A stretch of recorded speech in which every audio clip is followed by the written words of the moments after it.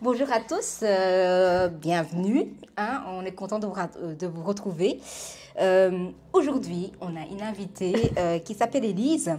Et vous connaissez la tradition, je passe chaque fois une petite musique avant de commencer pour expliquer dans quel sens on va aller la discussion. Et donc du coup, cette fois-ci, je vais vous laisser écouter et puis je dirai pourquoi, du comment j'ai choisi cette chanson pour Élise.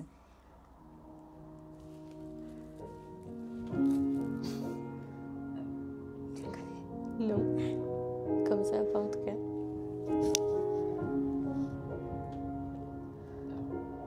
Ah si. Tourne la roue du temps.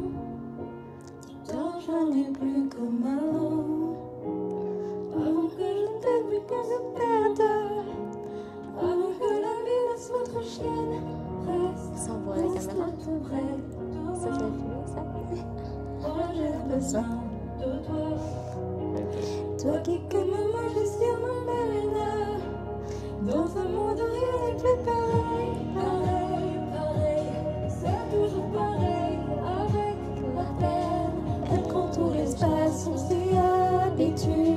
Et le bonheur s'efface pour qu'il continue. Donne-moi ta peine, ta peine, ta peine. Tu sais, j'en ferai des miettes. Ta peine, j'achèterai à la mer mon capitaine. On sera comme des enfants qui se souviennent. Par où ton cœur va bien, par mesure tout revient. Tu peux poser ta main sur la mienne. On y va danser la base des peines. Rien n'est fini entre nous. Alors, je coupe un peu et j'explique le pourquoi de comment cette chanson-là, chanson qui a été écrite par Slimane pour l'album de Lara Fabian qui s'appelle Je suis là. Je voulais passer cette chanson. J'ai hésité entre deux chansons. Une chanson de Sia qui s'appelle Brit Me et celle-là. T'as fait un très bon choix. J'ai fait un bon choix. Cette chanson m'a accompagnée pendant tout le long de mon burn-out. Ok. C'était une chanson pour moi qui faisait écho à en fait, la souffrance que je vivais. Et en fait, dans cette chanson, j'ai laissé un peu plus longtemps parce que vous écoutiez un peu les paroles. J'ai choisi finalement une chanson en français au lieu d'une chanson en anglais pour que vous compreniez le sens et la finesse de l'écriture de cette chanson qui parle en fait de laisser la peine être présente et ne pas la fuir, ne pas la mettre de côté. Et je pense que quand on vit un burn-out, une dépression, finalement, on est en lutte avec ça. Et donc, du coup, ben voilà, je voulais passer cette chanson-là. Mais on en parlera après. C'était une discussion qui viendra sous le tapis après. Mais voilà, on va d'abord accueillir Élise. Bonjour. Bonjour Élise. Comment vas-tu? Ça va bien. Ça va? Et Pas toi? trop stressée? Non, Non, ça va. J'ai déjà fait une petite fois, alors là, Voilà, ça maintenant, va. je suis rodée. Voilà, ok. Merci d'avoir accepté de jouer ce jeu, de cette interview. Alors, ma première question. Tu travailles dans l'immobilier avec ton compagnon est Kylian. Kylian, tout le monde le connaît, parce que j'ai l'impression que sur le groupe, tout le monde lui demande Tout des le monde le maisons. connaît. Tu travailles dans l'immobilier. Qu'est-ce qui t'a donné envie de travailler dans ce domaine-là? Alors maintenant, je travaille plus vraiment dans Oui, l'immobilier. oui, oui. Ce qui m'a donné envie, c'est qu'on touchait à tout. Ok. Et donc moi, justement, j'avais pas envie d'avoir un job où je me lassais. Ouais. J'avais envie de pouvoir toucher à tout, d'aller faire des visites, de faire de l'admin, de rencontrer des gens, parce que j'aime beaucoup parler. Oui. Et donc, il fallait un job vraiment, avec un peu de diverses choses comme ça, où je m'ennuyais jamais. Et c'est pour ça que je suis allée dans l'immobilier. D'accord. Du coup, Et tu as fait des études dans cette... Oui. dans donc je suis sortie du collège, donc de Mareto, et là j'ai fait 3 ans d'IFA-PME. Et pendant ces 3 années d'IFA-PME, j'ai fait un stage dans l'agence immobilière dans laquelle je travaillais avant. Ok. Et une fois que j'ai fini mon stage, on m'a engagée là. D'accord. Et tu as travaillé combien de temps dans ce domaine? 5 ans, 5 ans. du coup, Ok. jusqu'à octobre passé. Ouais, ok. Et tu travailles dans quoi maintenant? Alors, dans quel domaine? Alors maintenant, je suis assistante de direction, toujours dans une partie immobilière, Ouais. mais je touche aussi à la construction. On a une salle de fête, par exemple. Il faut aussi gérer la salle de fête et alors tout ce qui est administratif. Donc, je D'accord. continue quand même l'immobilier, les visites et tout ça, mais j'ai beaucoup plus d'administration autour et voilà, d'autres sociétés à gérer. D'accord. Et qu'est-ce qui te passionnait à travers ça? Que tu disais que tu aimais bien le truc, mais tu aimais bien tout ce qui est relationnel. Mais est-ce que tu avais déjà eu un attrait pour les bâtiments? Est-ce qu'on doit avoir un attrait pour les bâtiments et pour l'architecture? Je pense que oui, parce que Kéliane et moi, n'importe où on va, on analyse tous les bâtiments. On analyse tous les Je pense que oui. Quand même, oui. À chaque fois qu'on arrive dans une pièce, ou même encore maintenant, même si je ne travaille plus là-dedans, la première chose que je fais, c'est analyser. D'accord. Et voir un petit peu voilà, les défauts, les qualités, du bien et tout ça. Donc, je pense qu'il faut quand même être intéressé par le bâtiment. Imaginons que quelqu'un voudrait travailler dans le bâtiment maintenant. Quels traits de caractère seront indispensables pour réussir dans ce métier? Dans le bâtiment ou dans l'immobilier? Dans l'immobilier. Dans l'immobilier, déjà, il faut avoir confiance. Oui. Il faut savoir se mettre en avant, aimer parler. Oui. Aimer qu'on vous regarde, oui. Enfin aimer entre guillemets qu'on vous regarde, ne pas être gêné avec ça et voilà, oser en fait. Ouais, c'est ça, je dirais que c'est le plus important, ne pas être trop timide non plus, ce sera pas très utile. Ce qui est marrant, c'est que j'ai construit toutes mes questions par rapport à ça. À la timidité? Non, pas du tout, mais dans l'immobilier, les conseils que tu aurais à donner, c'est quoi le quotidien finalement d'un agent immobilier? Mais je le connais toujours. Hein. Mais voilà, c'est quoi le quotidien type d'un agent immobilier finalement? En général, il y a l'admin au matin, toujours revoir les mails, etc. Il y a fixer pas mal de visites, réaliser les visites. Après ça, il y a tout ce qui va après. Donc, il y a le contact avec les propriétaires, les explications, il y a les expertises, les photos. C'est toujours polyvalent. Quand on rentre un bien, par exemple, d'abord, on fait une expertise. Ensuite, le propriétaire signe le contrat. Puis, on va faire les photos. On fait la mise en avant du bien. Et ensuite, on commence les visites. Et puis, le contact avec les propriétaires, faire accepter une offre, etc. Et puis, on continue l'admin parce qu'il n'y a pas que juste vendre une maison. Après ça, il faut signer un compromis, signer un acte, aider les acquéreurs et les propriétaires dans ces démarches. Parce qu'en général, on n'achète pas des maisons et on ne vend pas des maisons tous les jours. Et donc, voilà, il y a beaucoup d'admin, beaucoup d'explications, beaucoup de contacts clients pour rassurer les... Pour rassurer. Et tu disais que vous faites la mise en valeur du produit, du bâtiment. Donc, ça veut dire quoi? Qu'il faut avoir un attrait pour la décoration d'intérieur? Pas forcément. Il y a des maisons qui sont déjà super bien décorées. En général, quand c'est rangé, ça donne déjà mieux. Sinon, on prend les photos, les vidéos, on fait une belle annonce, un beau texte autour. Et alors, par exemple, on peut, nous, après, retravailler les photos. Donc, soit de faire du homestaging, soit de refaire des plans 3D, tout ça, de bien. Ça dépend un petit peu. Si on a un bien qui est vraiment vieux, par exemple, alors on va refaire en général des plans 3D pour projeter les gens parce que tout le monde n'a pas cette tout le monde ne sait pas se projeter comme ça dans un bâtiment dès qu'il arrive. Donc, je vais y arriver. Quels sont les plus grands défis que tu as été confronté? Moi, au tout début, moi, je suis arrivée à l'agence, j'avais 18 ans, c'était téléphoner. Téléphoner aux clients devant mon patron, c'était la pire chose qui s'est arrivée. Et maintenant, c'est sans problème. Hein, mais j'avais 18 ans, c'était beaucoup trop compliqué pour moi de devoir convaincre un client. Quand on nous appelait pour une expertise, moi j'avais 18 ans, dans ma tête, j'étais pas du tout crédible. Et donc, voilà, j'avais pas le choix. On a toujours le problème de légitimité qui est toujours là. Oui, je suis petite, je suis blonde, j'ai 18 ans, ça n'aidait pas. Mais oui, voilà, ça n'aidait pas. Mais est-ce que vous avez des clients plus exigeants que d'autres? Est-ce que vous avez cette possibilité de dire, finalement, ce client-là, je ne le sens pas, ça va être compliqué, ça va être difficile de mettre des choses en place, il veut absolument ça et nous, c'est pas possible, on ne peut pas répondre à cette demande parce que parfois, on n'a pas mesure de la réalité, du prix de vente et la réalité aussi du prix du marché. Oui, il y a la possibilité de le faire. Après, il y a des super bons agents immobiliers qui arrivent à détourner un petit peu et faire quand même ce que le client veut. Moi, j'aimais pas toute cette partie expertise, donc j'ai arrêté le côté vente quand j'étais à l'agence. Je me suis occupée des locations, de l'admin et tout ce qui était mise en valeur des biens. Mais donc moi j'étais employée, mais les gens qui sont indépendants, ils n'ont pas trop le choix de refuser parce qu'ils sont indépendants. Bien sûr, ils peuvent refuser, mais au plus ils acceptent, au plus mais évidemment, au plus ils ont des clients, évidemment. Et au niveau de l'évolution des technologies, est-ce que ça a changé la manière que finalement on vend un bien? Niveau technologie... Oui, l'évolution de l'intelligence artificielle et tout ça. Oui, je pense que ça aide. Ici, moi, je suis plus dans le cas, mais maintenant qu'il y a ChatGPT 5, par exemple, qui est sorti et qui est payant, je sais qu'on peut vraiment super bien retravailler des photos grâce à ça et que ça peut vraiment aider pour mettre en valeur un bien. Ça, c'est sûr et certain. Alors, question pratique pour les auditeurs. Pour quelqu'un qui souhaite acheter un bien aujourd'hui, quel conseil donnerais-tu en priorité? pour quelqu'un qui souhaite acheter un bien, ouais, prendre le temps. Prendre le temps. Et alors bien vérifier quand on est dans un bien. C'est pas, on n'achète pas des chaussures, quoi. Oui, oui. Du coup, il faut vraiment bien vérifier, faire parfois des revisites.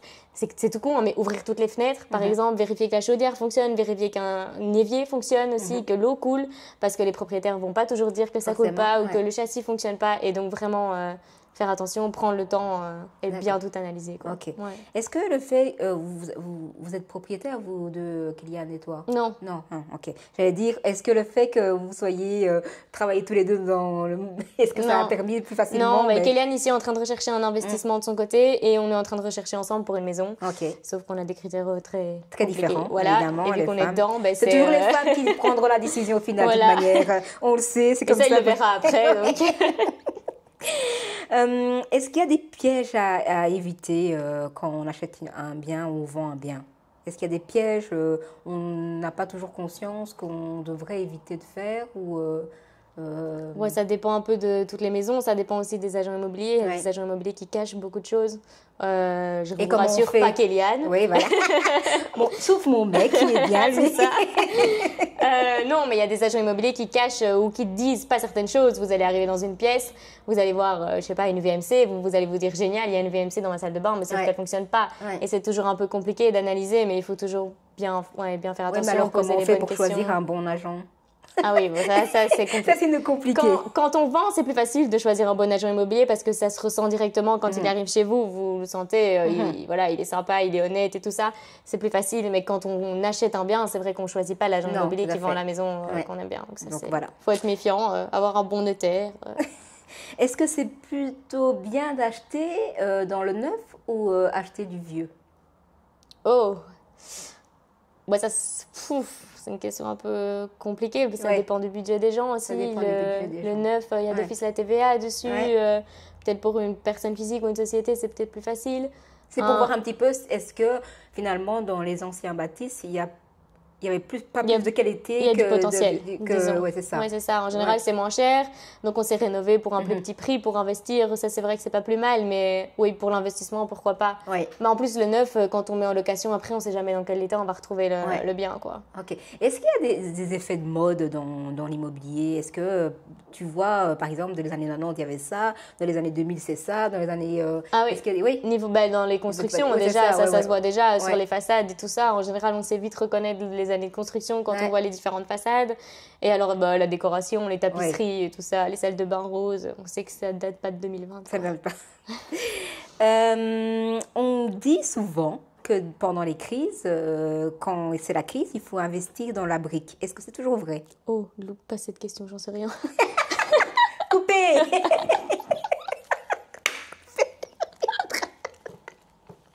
Ok, on est prête à revenir. C'est une question trop détaillée, ça pour moi. En plus, tu m'as coupé dans mon élan. Oula.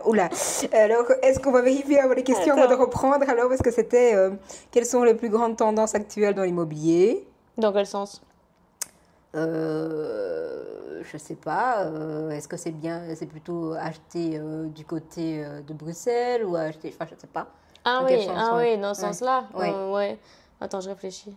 Attends, dis tes autres questions, comme ça, t'es coupé là, toujours. Oui, on reprendra après. L'immobilier est toujours un placement sûr, selon vous?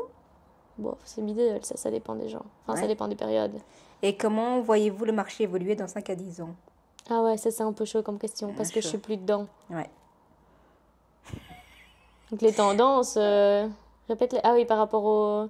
il y a tous les Bruxellois qui reviennent chez nous, quoi. Ok, on va passer... Ça, je peux te le dire, si tu veux. Tous les Bruxellois qui viennent s'installer chez nous. Ok, on reprend. C'est pour ça que les prix augmentent. Attends, je me reprends. Reprise. Alors, quelles sont les grandes tendances actuelles dans l'immobilier? Alors, en général, on a pour le moment les Bruxellois qui reviennent dans le Brabant wallon parce que c'est beaucoup moins cher qu'à Bruxelles. Après, investir à Bruxelles, c'est hyper intéressant aussi parce que ce sera d'office loué. Une tonne de personnes qui... Voilà, c'est ça. Ok. Et donc, en fait, c'est plus facile de revendre un bien en ville qu'à la campagne? Oh non, pas forcément. Non, pas forcément, parce qu'il y a beaucoup de familles qui cherchent en campagne aussi. Non, ça, c'est pas forcément plus facile. Non. Ouais. Est-ce que l'immobilier est toujours un placement sûr? Pratiquement. Après, on ne sait jamais trop dire. Voilà, les prix peuvent aussi vachement diminuer d'un coup aussi, mais pour le moment, en général, tous les prix augmentent. Tous les gens qui ont acheté une maison il y a quelques années, à chaque fois, font des plus-values dessus. Oui, forcément. Alors, on va passer aux questions un peu plus personnelles sur ta personnalité. Alors, je sais que tu as traversé un burn-out comme moi, bien que les burn-out de chacun est différent, parce qu'on a chacun une personnalité et le motif est souvent différent. Et on a tendance à dire que le burn-out est un cadeau mal emballé. Est-ce que tu penses pareil? Ah oui, moi je suis très heureuse d'avoir fait mon burn-out à 24 ans. Franchement, c'est quelque chose... Je l'ai très mal vécu au début. Puis après, ça allait un peu mieux. Et puis à la fin, je me suis dit, en fait, c'est une super bonne chose qui m'est arrivée à cet âge-là. Je préfère vraiment avoir un burn-out à 24 ans qu'à 45 quand j'ai 2 enfants et que je ne sais pas quoi faire. C'est clair, c'est clair. Quand tu étais en plein burn-out, comment tu te voyais ta personnalité, ton identité personnelle? Avais-tu l'impression... J'essaye de reformuler ça parce que par rapport à moi, ce que j'ai vécu, mais pour voir un peu le recul, l'impression de ne plus être toi-même. Ah oui, ben ça bien sûr. Il n'y a plus rien qui me faisait rire.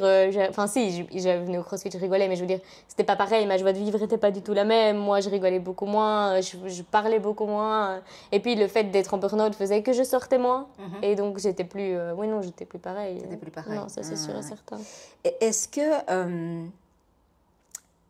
il y a des... Maintenant, avec le recul, est-ce qu'il y a des choses que tu repenses, que tu dis, ah ouais, en fait, j'étais déjà là, à ce moment-là, avec le recul, je veux dire, maintenant que tu es bien et que tu peux avoir un point de recul sur ce que tu as vécu, est-ce que au moment que tu le vivais et avant les signaux d'alerte, tu peux les identifier maintenant? Ah oui, ça fait déjà bien longtemps que je pense que j'aurais dû changer de boulot. Avant même de tomber en burn-out. Et c'était quoi les signaux d'alerte pour toi à ce moment-là, quand tu étais encore de l'autre côté? Stresser tous les dimanches, par exemple, de retourner au boulot. Une fois qu'on rentrait à la maison, il n'y avait jamais cette coupure avec le boulot parce que les clients étaient toujours exigeants, nous contactaient toujours à n'importe quelle heure. On décrochait vraiment jamais du boulot et moi, c'est quelque chose qui ne m'intéresse pas, sinon je serais indépendante. Tout à fait. Et en tant qu'employée, ce n'est pas du tout intéressant d'avoir ça. Donc, ok. Oui, effectivement. Et est-ce que tu peux nous raconter, ça faisait combien de temps que tu étais dans cette boîte-là? 5 ans, du coup. 5 ans, ouais. Ok. Et c'était plutôt dans le côté relationnel ou c'était le boulot qui était devenu trop pesant? À la fin, c'était le relationnel. C'était le côté relationnel. À la fin, c'était le relationnel. Au début, c'était le boulot. Puis après, ça a commencé à être compliqué. J'adore encore ces personnes-là parce que maintenant, je les revois et je m'entends super bien avec. Je n'ai pas trop le choix vu qu'elle travaille toujours là. Mais donc, tout va bien maintenant avec ces personnes-là. Mais à ce moment-là, c'était le relationnel. J'en pouvais plus, en fait. Ils étaient tous indépendants. Moi, j'étais employée. C'était vraiment... Ça devenait un peu compliqué. Ça devenait un peu compliqué. Je trouve que c'est assez rare que ça arrive, mais tu dis que ton compagnon, lui, est resté dans la même boîte. Oui. Et donc, du coup, comment ça s'est passé? Et comment lui l'a vécu finalement de dire, ma femme est partie parce que voilà, c'était plus possible pour elle. Je la vois mal. Et moi, je dois continuer tous les jours à aller au boulot dans cette ambiance-là. Est-ce que... il t'a expliqué comment il le vivait, lui, ou ça? Pas du tout. Déjà qu'Eliane est arrivée dans l'agence 1 an avant que je m'en aille. Donc, les relations étaient déjà plus compliquées avec mes collègues et tout ça. Donc, il savait très bien que ça allait pas forcément. Et lui était indépendant. Donc, en fait, il peut pas trop se permettre de se dire, OK, elle quitte le boulot, moi aussi, je quitte le boulot. Ça n'a pas toujours été facile. Il y a des personnes avec qui il a toujours aussi un peu... pas des conflits, mais avec qui il s'entend un peu moins bien dans l'agence. Mais il est indépendant, donc c'est différent encore. Lui, il fait ce qu'il veut. Il peut prendre ses distances s'il a envie.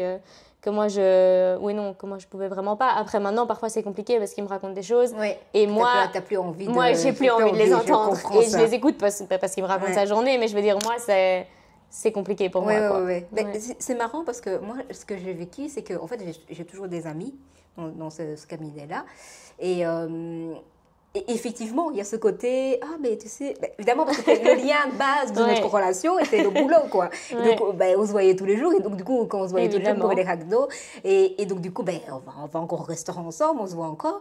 Mais je dis, mais je m'en fous à son temps, en fait. Je m'en fous de savoir ce qui se passe là-bas. Je ne veux plus savoir ce qui se passe. Et en plus de ça, tu as l'impression que en fait, les choses n'évoluent pas. Oui, quoi. c'est énervant. Oh, purée, j'ai envie de dire, mais purée, j'ai fait ça, je suis partie. Il n'y a pas de remise en question de ma part. Quoi. Et parfois, ça te bouffe à l'intérieur. Et parfois, en fait, même expliquer à tes collègues ce que tu as vécu, ils ne le comprennent même pas. C'est pas possible. Oui, non. Purée, mais je dis, mais en fait, écoute, on va arrêter d'en parler parce que tu ne comprends pas, mais c'est pas grave. On est deux personnes différentes, on a besoin de... Voilà. Non, c'est énervant, mais moi, je peux pas lui dire de se taire. Mais oui. Parce qu'il me raconte sa journée. Il a besoin de... Voilà. Oui, c'est ça. C'est logique, mais c'est vrai que c'est très compliqué. C'est très compliqué, vraiment. Est-ce que tu as eu le sentiment que ta valeur dépendait uniquement de ton travail? Parce que je me suis dit, moi...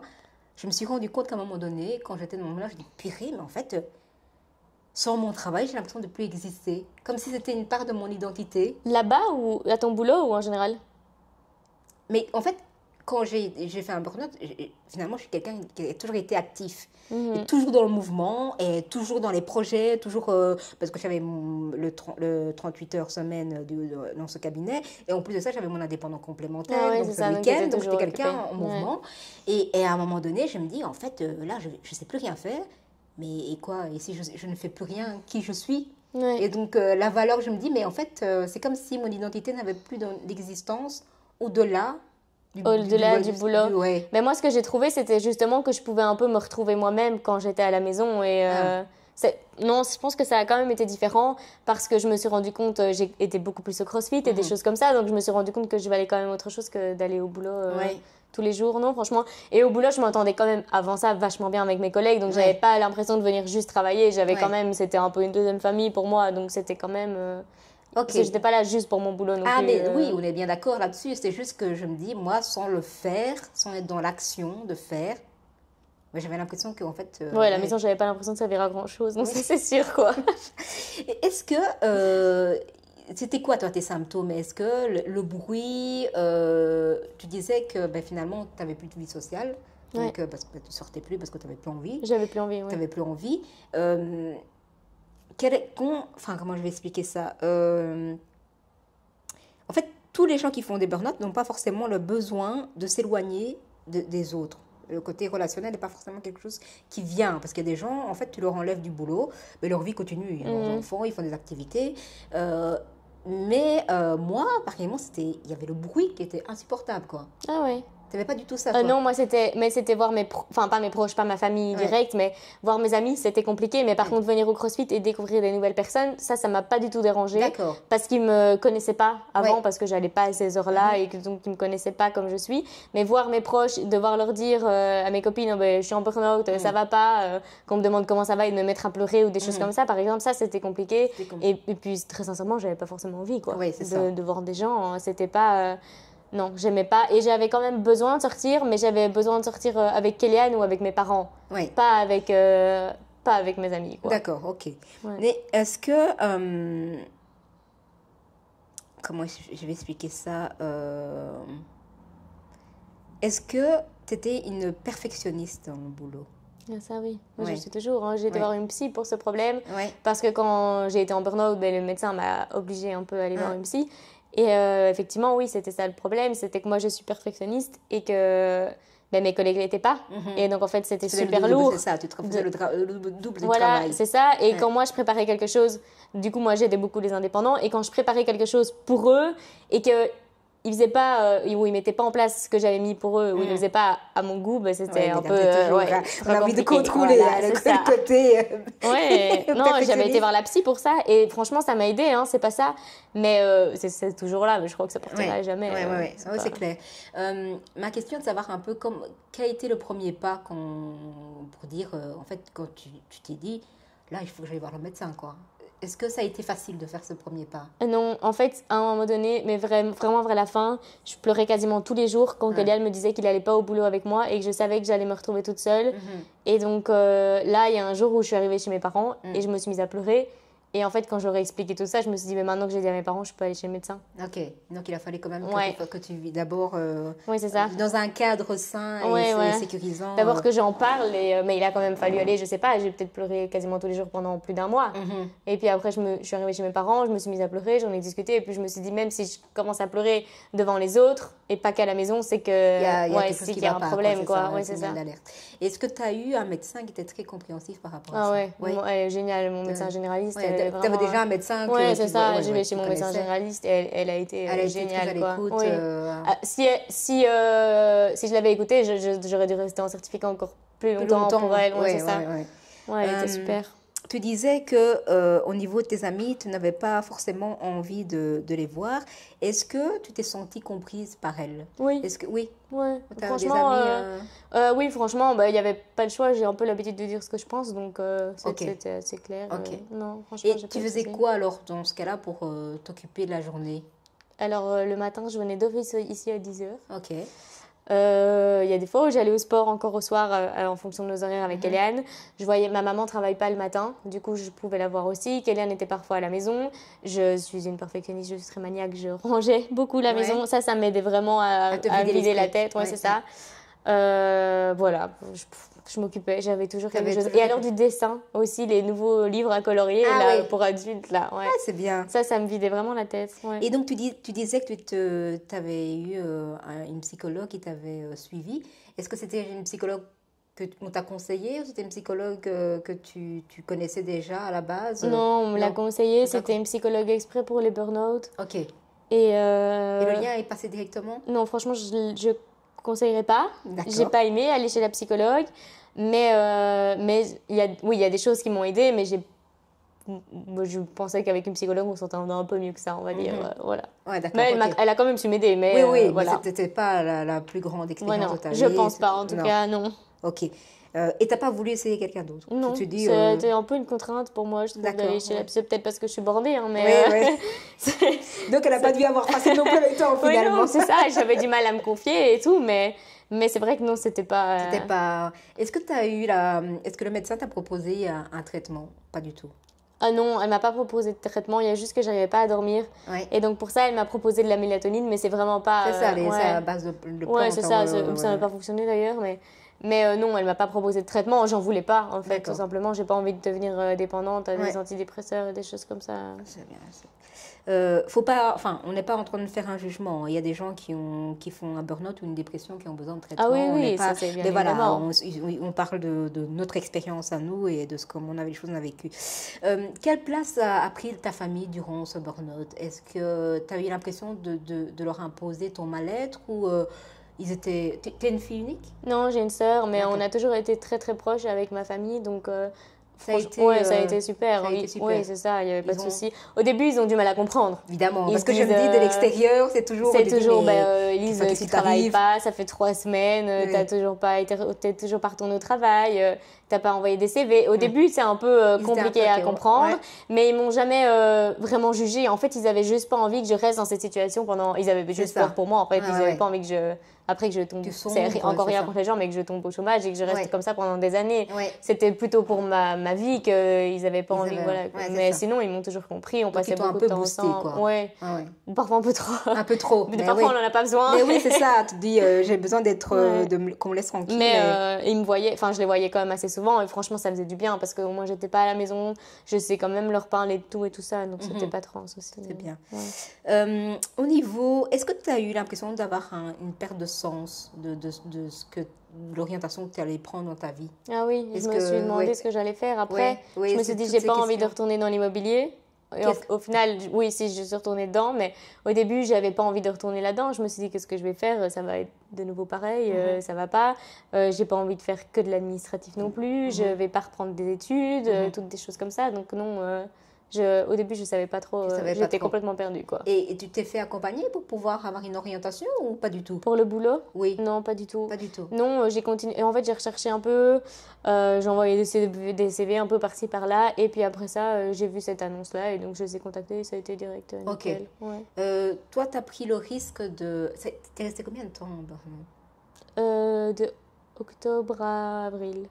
D'accord. Ok. On va pas compter. Octobre, avril, faites le calcul. Avril, c'est ça. Non, on va pas compter, on est fatigué. Je sais plus ce que j'allais dire. Ah oui, la question tu as choisi de retourner, de reprendre un temps plein directement. Ouais. Comment a été la reprise? Pas terrible. Bah oui, je me dis, punaise, qui t'a conseillé ça? Personne. Je me dis.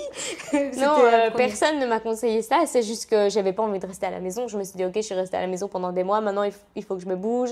On avait envie d'acheter une maison et tout. Et je me suis dit, je peux pas reprendre en mi-temps. Ouais. J'ai pas envie d'arriver dans un endroit où je suis en mi-temps et mi-temps enfin, mes collègues sont pas au courant de ça. J'ai pas envie d'en reparler. Il y a beaucoup de choses qui ont changé avec ma relation avec mes nouveaux collègues et tout ça.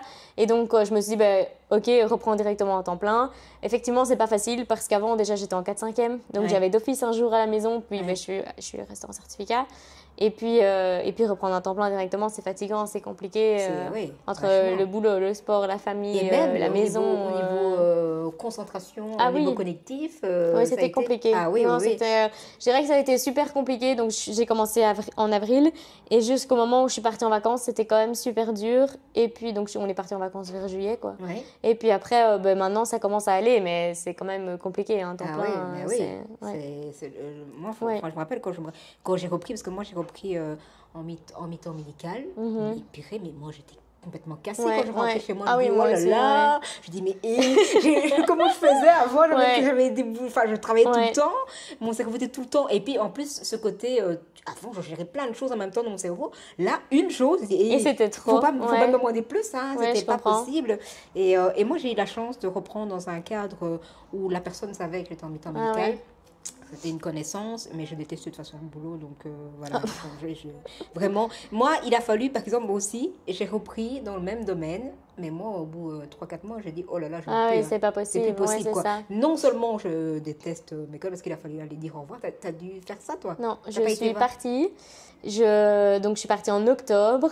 En fin octobre, il y avait un événement de boulot auquel Hélène participait. J'avais dit, ok, je vais aller dire bonjour. C'est simple, j'ai pleuré pendant quasiment la totalité de l'événement. Ouais.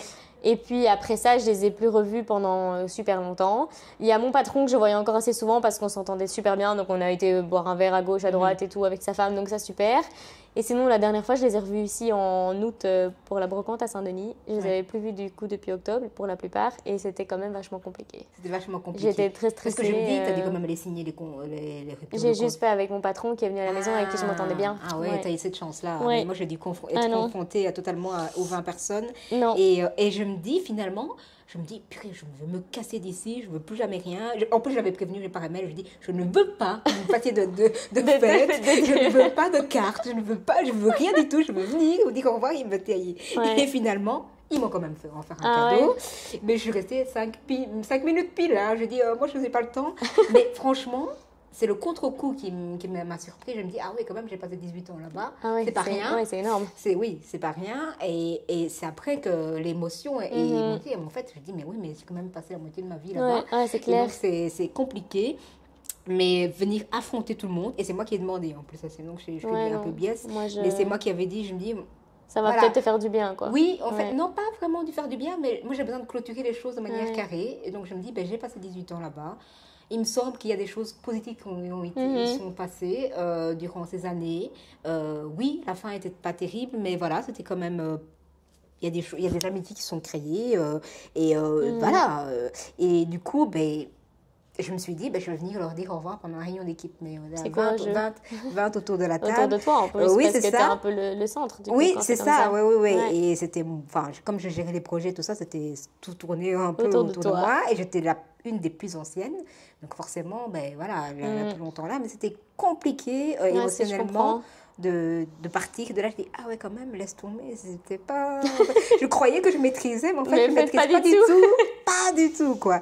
Et donc maintenant, j'arrive encore à passer devant parce qu'on disait qu'il y a des endroits et des gens qui ont du mal à repasser devant l'entreprise où ils ont vécu le burn-out et que ça leur procure des tensions. Et là, ça non. Ça, maintenant, c'est voilà. Moi, j'y arrive pas, tu sais. T'arrives pas? Non. Enfin, si. Au début, j'y arrivais pas du tout.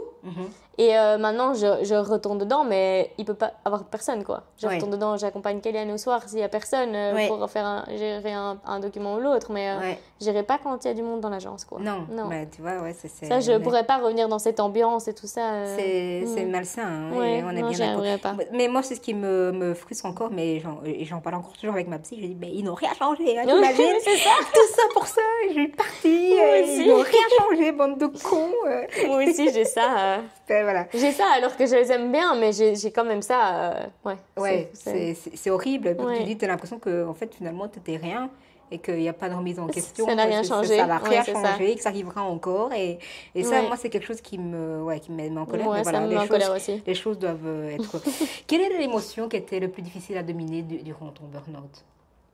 La tristesse? Ouais. En fait, c'est juste que je pouvais être là comme ça et me mettre à pleurer d'un coup, mais sans savoir pourquoi. Au début, c'était vraiment horrible et je pouvais vraiment me sentir super mal, commencer à stresser, me mettre à pleurer et je savais pas du tout pourquoi. Et compliqué à gérer, quoi, en plus. Tout à fait. Est-ce que tes amitiés ont changé? Non. Pas du tout?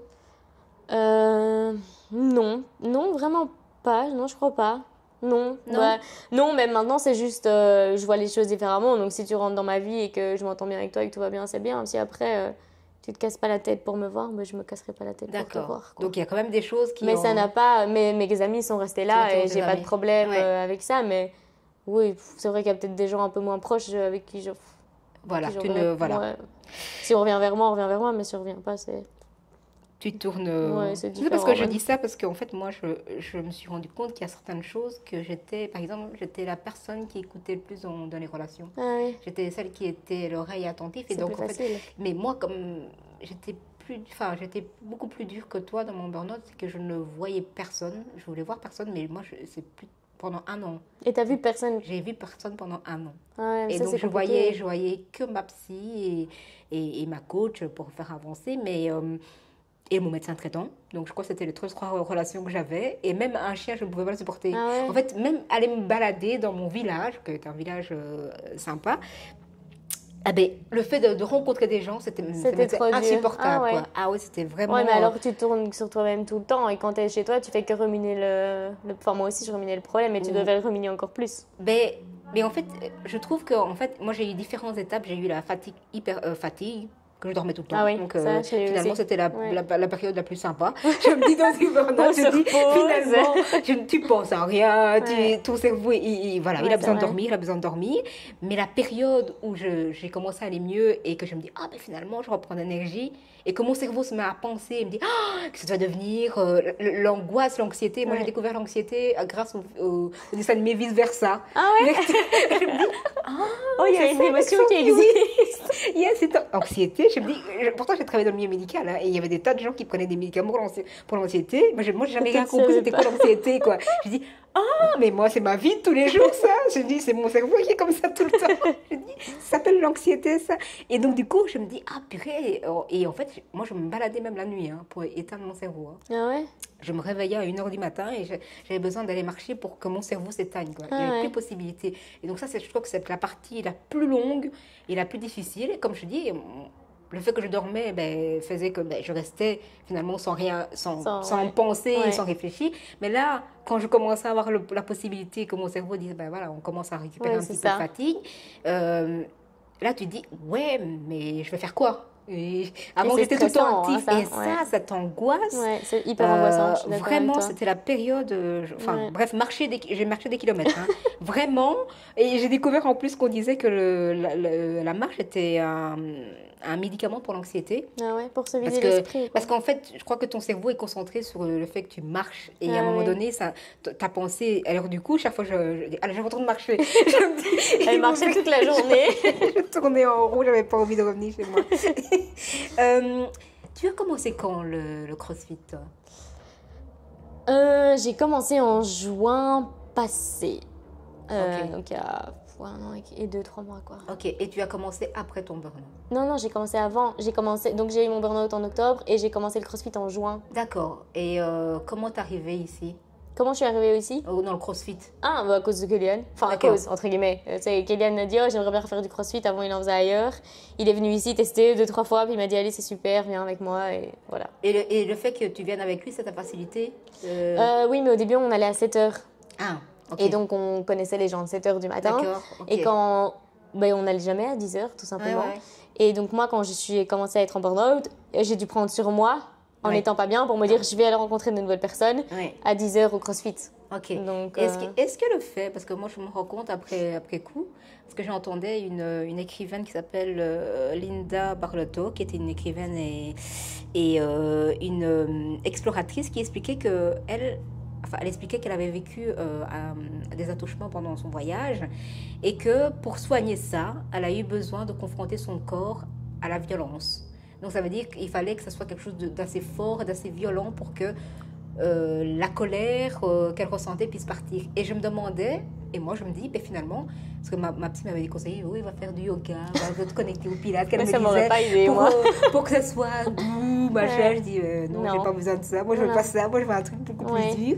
Et que je me disais que peut-être que c'était l'injustice qu'on vit avec ça, avec le burn-out, et la colère qui doit être exprimée, et que finalement le CrossFit a aidé par rapport à ça. Et donc je voulais savoir un petit peu. Moi ça m'a vraiment aidé parce que j'étais obligée de passer au-dessus de... Enfin, j'avais mal, on s'en fiche au CrossFit que t'es mal, on s'en fiche que ce soit... Enfin voilà, on s'en fiche, j'étais juste obligée de le faire et de tout donner. Et donc c'était bien parce que je me dépassais à chaque fois, et donc ça c'était cool. Et dans tous les cas, du coup, j'avais un objectif parce que j'avais envie de faire mieux les prochaines fois, et qu'au moins je savais que là-bas je me vidais la tête et que je me défoulais, et qu'après, ça m'a quand même fait passer au-dessus de beaucoup de choses, le CrossFit. Déjà, je me vide la tête, ensuite on se dépasse, ensuite on a quand même un objectif parce qu'on sait qu'on vit... Enfin, d'office, tous les jours, je venais au CrossFit et tout ça, donc quand même, c'était... Et est-ce que tu ressentais quelque chose au début de ça? Est-ce que tu ressentais que ça faisait du bien, ou tu le faisais parce que ton corps en avait besoin? Ah non, ça m'a toujours fait du bien de venir au CrossFit.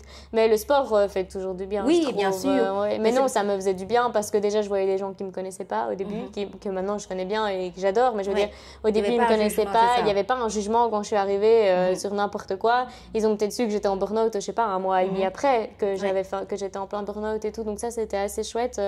Non, franchement, non, j'en avais besoin, ça faisait du bien. Est-ce que toi aussi, tu dirais que le fait de venir dans un petit groupe, c'était plus facile que de venir à 17h ou à 18h? Ah oui, mais même encore aujourd'hui, je viens pas à 17h. C'est pas que j'aime pas les gens qui sont là à 17h, c'est que j'aime pas aller dans un endroit où il y a beaucoup trop de monde comme ça.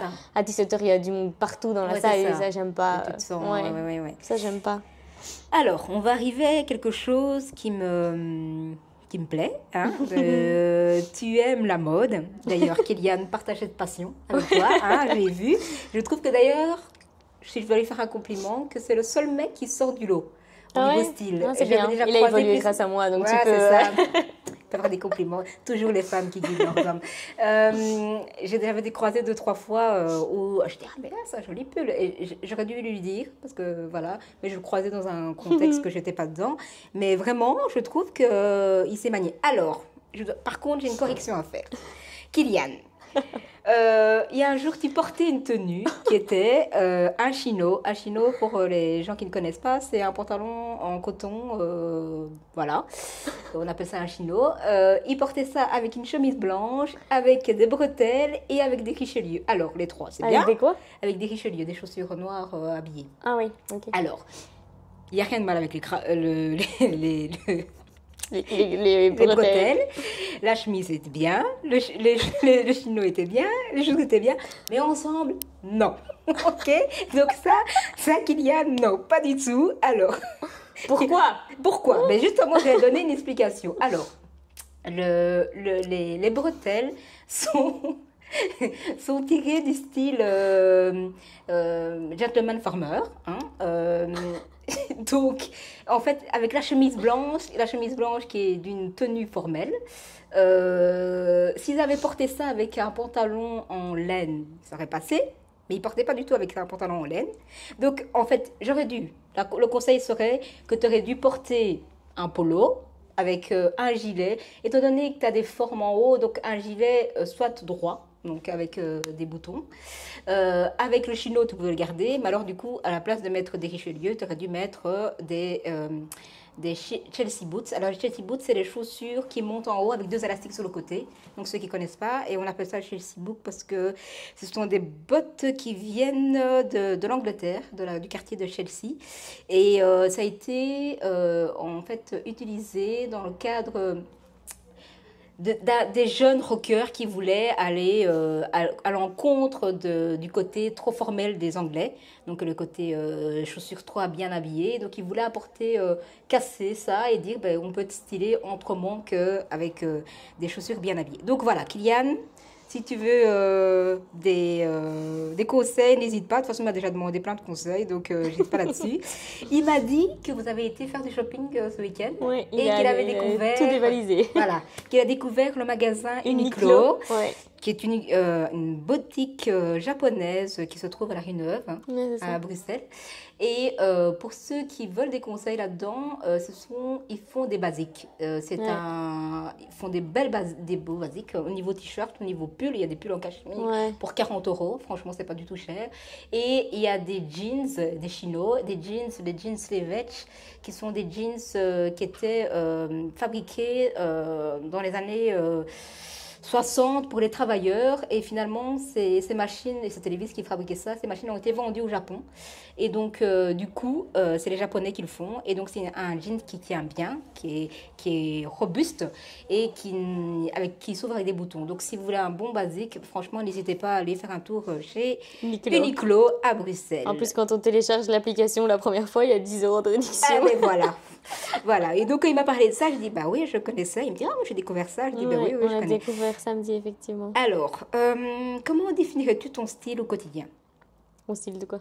Ton style de vêtements. Ah, mon style de vêtements. Je déteste porter des jeans. La plupart du temps, je suis en pantalon soit large ou alors en jupe ou en robe. Disons que quand je mets un jean, c'est parce que j'ai pas le choix, qui fait dégueulasse dehors, quoi. Mais j'aime bien être bien apprêtée, toujours. Allez, disons, même si j'ai mis un gros pull, j'aurai d'office un accessoire qui va faire en sorte que je suis bien habillée, quoi. Des boucles d'oreilles ou n'importe quoi. Parce que tu te prépares toujours après 7 heures, pour aller au travail. J'aime pas être habillée juste en jeans et gros pull, c'est pas mon truc. Et donc, j'avais déjà remarqué que tu associes beaucoup tes tenues, tes chaussures avec ta chemise. C'est gentil. Donc, j'observe bien ça. C'est ton métier aussi. Voilà. Quand tu choisis tes vêtements, comment fais-tu la différence? Est-ce que tu es quelqu'un qui suit la mode déjà, premièrement? Non, moi je suis ce que j'aime, moi. D'accord, tu suis ce que tu aimes. Donc, il n'y a pas... Est-ce qu'il y a un basique intemporel dans ta garde-robe que tu ne peux pas t'en passer? Non, pas forcément. Je mets pas forcément que des t-shirts. J'aime bien quand c'est un peu original aussi et que tout le monde s'habille pas de la même manière. J'ai pas envie de m'habiller comme tout le monde, j'aime pas ça. Donc, tu t'habilles pas chez Shein? Bah si, quand même aussi, mais... Non, moi, c'est pas possible.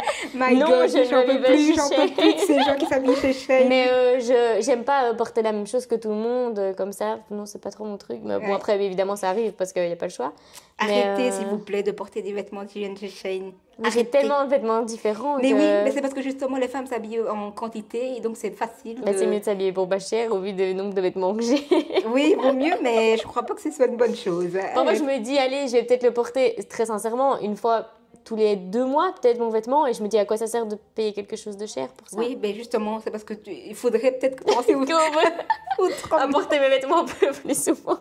Ou alors aller chez Uniqlo, parce qu'il y a la partie femme aussi qui est là aussi. Ouais, mais il y avait beaucoup trop de monde samedi.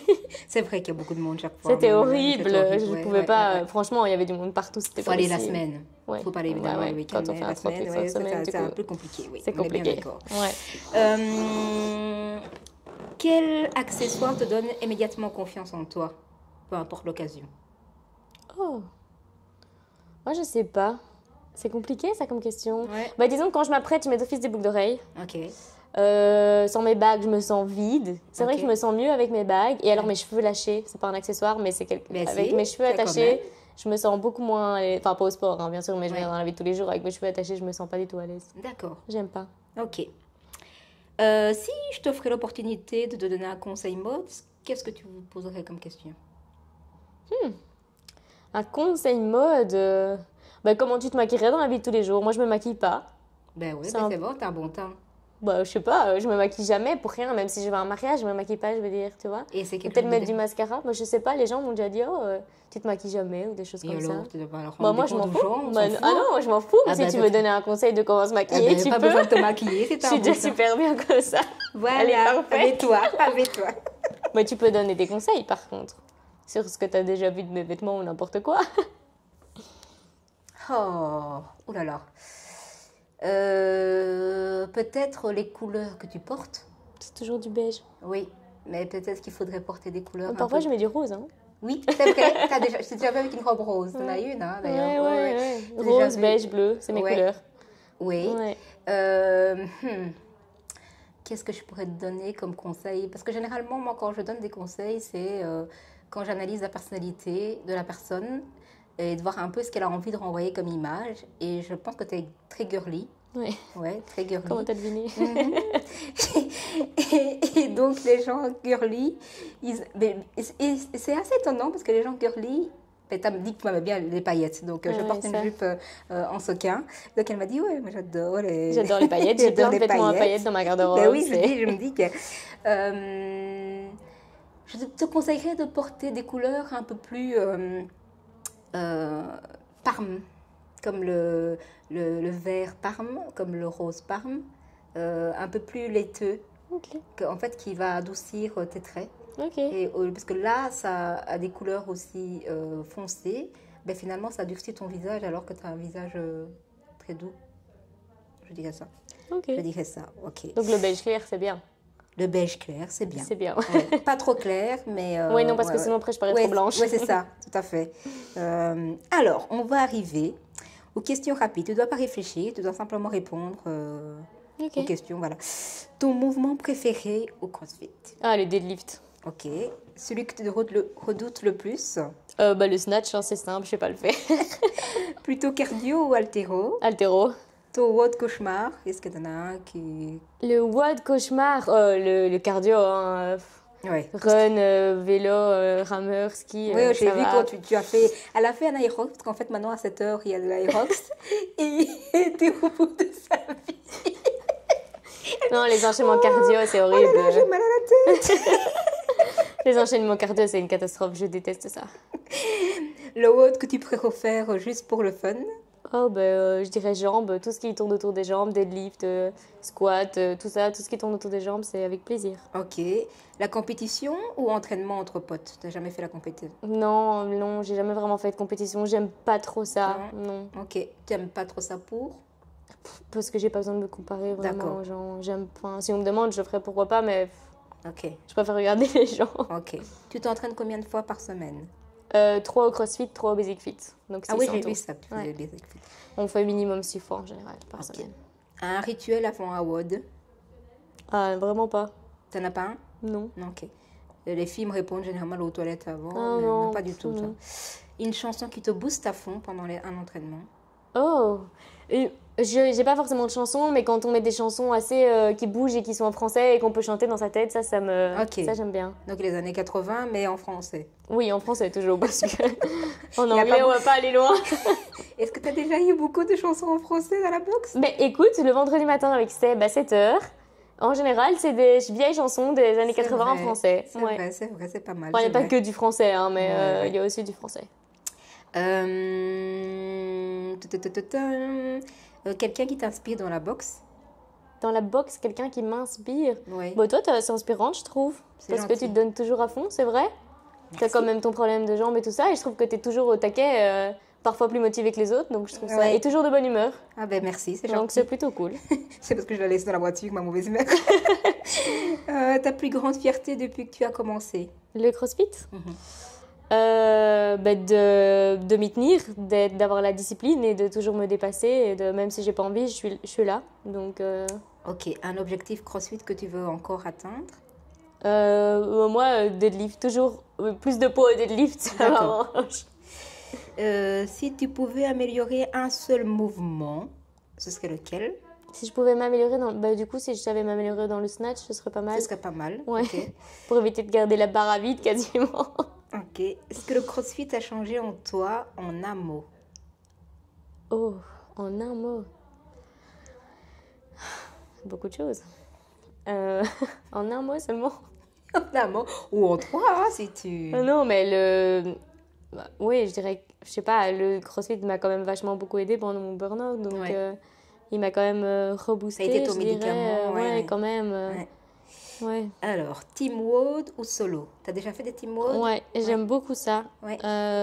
J'ai pas de préférence, mais non, j'aime bien les deux. T'aimes bien les deux. Préfères-tu faire 100 burpees ou 100 thrusters? Oh, 100 burpees. C'est vrai? Ouais.